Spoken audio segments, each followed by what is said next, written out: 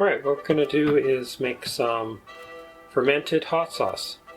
All we're going to do is put these jalapeno green peppers into a 3% brine solution. 3% brine. That's salt solution. So we just take these peppers here. They should actually be red. I think that would be better, but these are the only ones that I could find. This is just a jalapeno pepper. Let's have a look at it inside. What does it look like?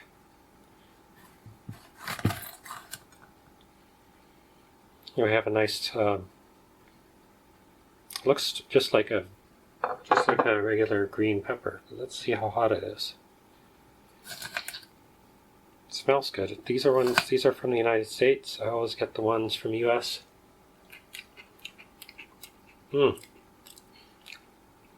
That's not very hot at all. It's very mild. So this actually might be,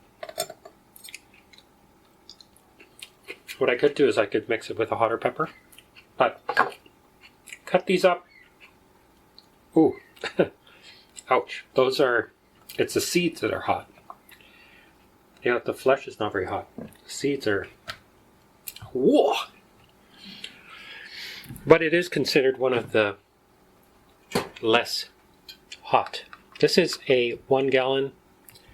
It's a 1 gallon jug, and it's got this flip top. There's your flip top right here. I'm going to put some 3% salt, so that's 30 grams per liter of salt, and we're going to make sure that the top is covered with sort of the brine to make sure it doesn't get fermented poorly.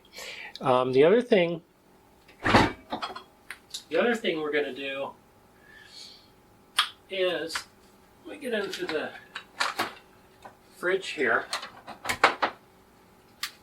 I'm actually going to use some sourdough starter that I had from before, and I'm just going to use a tiny bit, and that will give the lactic acid and combination of yeast and bacteria, I believe in that. Whatever produces the yeast produces alcohol, but the bacteria produces lactic acid, and that's why it's lactobacillus, which is the bacteria that causes the fermentation. The fermentation, I think, though, is yeast. I'd have to figure that out a little bit more. So let's throw all this into the container with the water. There, we chopped it all up.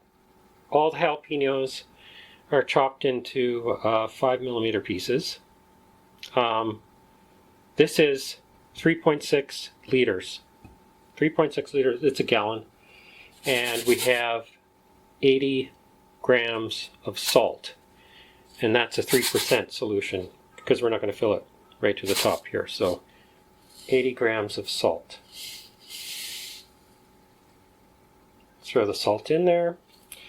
I'm going to use, I've never seen this being done at all, but I do make sourdough.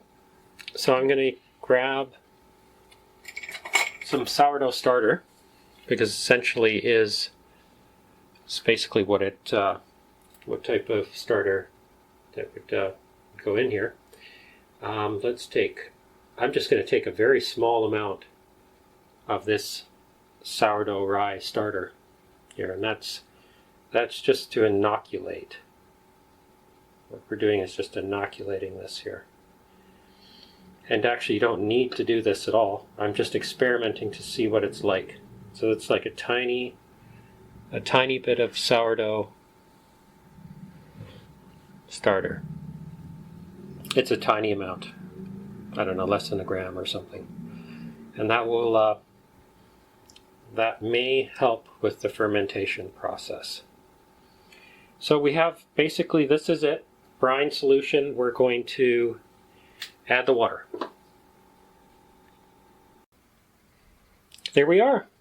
Now we can just let it sit for several weeks, maybe 4 weeks, to for it to ferment. The CO2 will fill up the space here. This cap, we're not going to seal it like that because otherwise it'll explode. So we'll put some weight on it so it just sits down like this and produces a seal. Now why would you ferment this if you're making hot sauce? You really ferment to add more flavor. For example, if you just have a grape, it tastes rather nondescript, sweet, maybe with a bit of tartness. But when you ferment it, you've added a lot of extra flavors, which are byproducts of this fermentation process. And probably the best place in the world for fermentation is Japan. They just basically have probably the most developed sense of fermentation, developed sense of taste, as well as the skills in order to do it. They're probably the forefront of all fermentation in the world. And I do have a book that I downloaded, an Amazon book that I'll link. And you can actually see that there's fermentation of just about anything under the sun. Really is the best thing. You could just eat fermented food your whole life, really. I think what the advantage, of course, is that you do get those additional flavors, potentially more vitamins. I'm not sure about that, but anyways, let this sit for 4 weeks.